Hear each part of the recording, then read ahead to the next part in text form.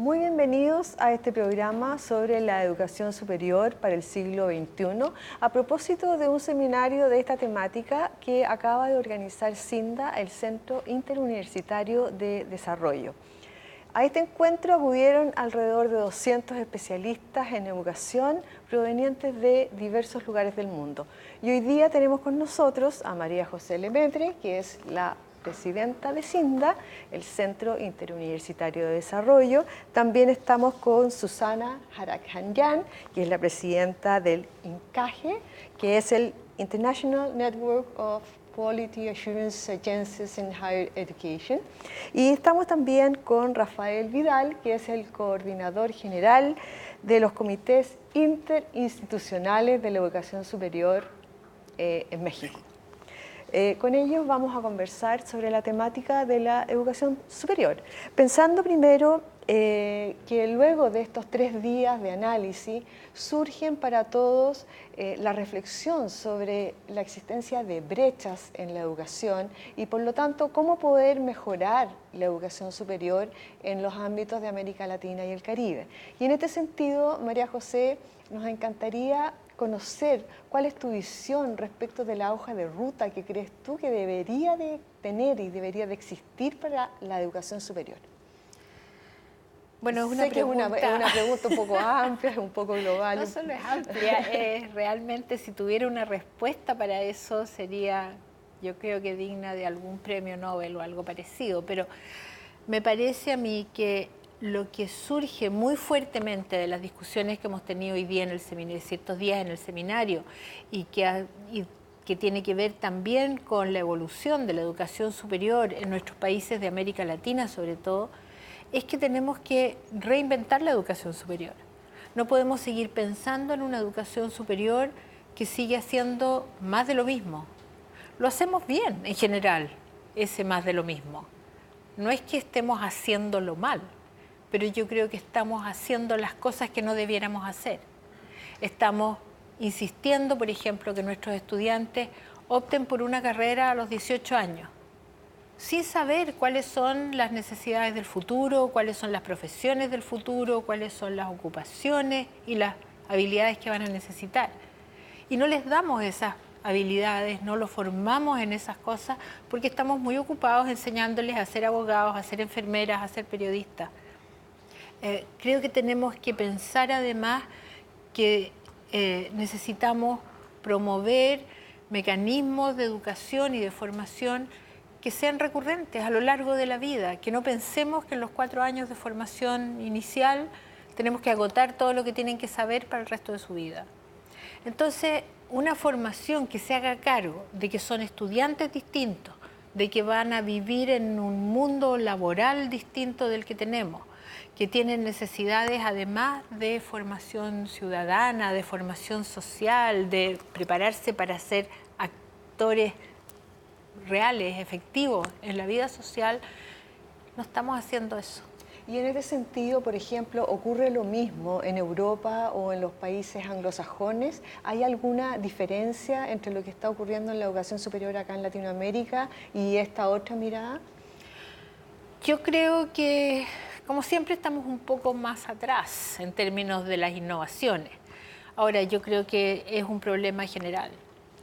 Mi impresión es que en los países desarrollados también están desfasados en términos de la educación superior que se necesita. Ahora, sí sabemos que hay en la mayoría de los países más desarrollados, por lo menos los que yo conozco, en Estados Unidos, en algunos países europeos, iniciativas muy distintas. Y están abriéndose procesos, modalidades, titulaciones, diplomados, que son novedosos, que son innovadores, que se hacen cargo de estos temas. El problema es que nos cuesta reconocerlos, nos cuesta valorarlos, nos cuesta acreditarlos. Susana, and what is your reflection about higher education in terms of what we are talking about now? I mean, in Latin America and Yes. the Caribbean, yeah.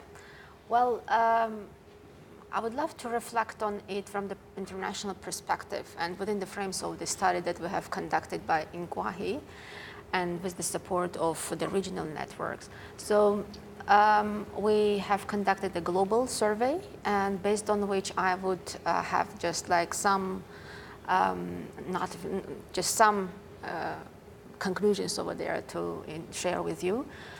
Basically, if you overlook at the situation in Latin America and the Caribbean, the most striking thing is the unparalleled diversity of the higher education provisions. So higher education and quality assurance are so diverse, and the landscape is, well, it will take time before we come up with a good description of the landscape and understand what the trends are and where the developments are going to.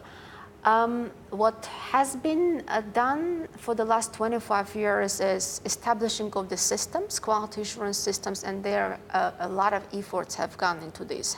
I mean, a major job has been done to establish the quality assurance system and to work on the structural changes of the institutions. But now what is more relevant is to promote the relevance to the socioeconomic needs. So we have to start talking about revising the system to address the diversity of needs, the socioeconomic needs are there. We have to talk about the recognition of the qualifications. We have to talk about recognition of the outputs of the education, knowledge production, knowledge transfer, and most importantly, recognition of the quality assurance outcomes as well. These are the major topics we have been discussing during the last 2 days, and I have seen major motivation for change, and everybody seemed to be very well informed that we are at a stage here now that the major revamp of the system, and the system is actually already to move on to the next stage of development, an enhancement phase, which will be driven by the quality assurance. So I think that there is a good trend there, there is a good capacity, and what we just need to just join efforts with the stakeholders and work with the stakeholders to move the system forward and upward. Okay. Rafael, también sería interesante conocer la realidad que existe en México, por ejemplo, y cómo en tu país y de qué forma en tu país los temas de gestión, de evaluación, de calidad están siendo abordados y cómo eso se relaciona con lo que tú oíste en estos 3 días de seminario. Sí, muchas gracias, Carmen Gloria. Gracias por la invitación. La educación superior, no solo en México, yo creo que en muchos países de Latinoamérica, no creo que Chile sea la excepción, ha hecho algo bueno a lo largo de estos últimos años y ha sido incrementar la cobertura, o sea, que haya más educación para los estudiantes. Esa hoja de ruta de la que hablabas hace un momento, yo creo que eso se ha logrado y eso es una cosa buena para los jóvenes en Latinoamérica, en muchos países de Latinoamérica, con alguna excepción por ahí, pero casi en todos. Y les hemos dado educación superior a jóvenes que hace 50 años no les dábamos educación superior. Y todavía nos faltan muchos que se nos están quedando. Y ahora la agenda muy presente está en la calidad de la educación, que nos hemos dado cuenta con el paso de los años que esa educación que brindamos no es de buena calidad y a veces, como lo decía María José hace un momento, no es pertinente. O sea, no es que no les estemos brindando educación, sino que la educación que brindamos a veces no es pertinente porque ya no es lo que van a necesitar saber, ¿sí? Porque no nos estamos planteando esas cosas. Sin embargo, se está haciendo un gran esfuerzo por mejorar la calidad.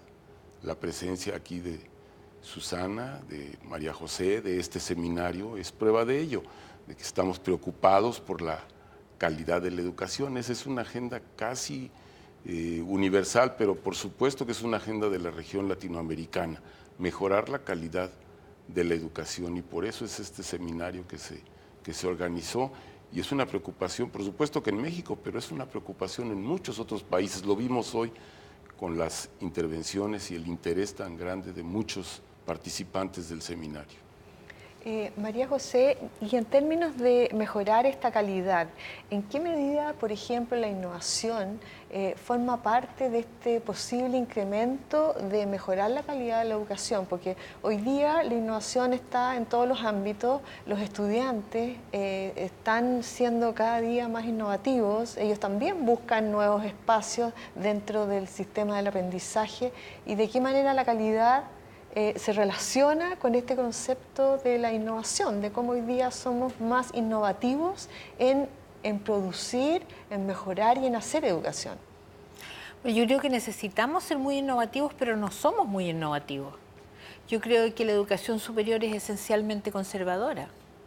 Los académicos, las autoridades, los estudiantes, todos tienden a preferir que las cosas se hagan como se han hecho siempre, porque si no son sospechosas o hay un riesgo de equivocarse, y usamos los computadores como si fueran libros y usamos las tecnologías de información para conversar, pero no para aprender.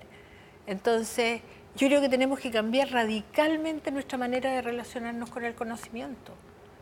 Tenemos que entender que hoy día el rol de un profesor, por ejemplo, no es transmitir información, no es pararse delante de una clase y decirles a los estudiantes cosas que tienen que saber.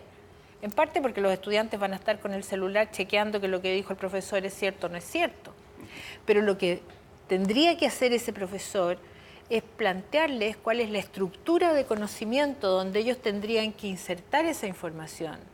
Tendrían que estarles enseñando a ser críticos de la información que reciben en las redes sociales, en internet, en las múltiples partes. Y no les estamos enseñando eso. Entonces, como me decía a mí un profesor norteamericano, desde que tienen acceso a internet, las tesis son el doble de largas, se demoran el doble de tiempo y son la mitad de buenas.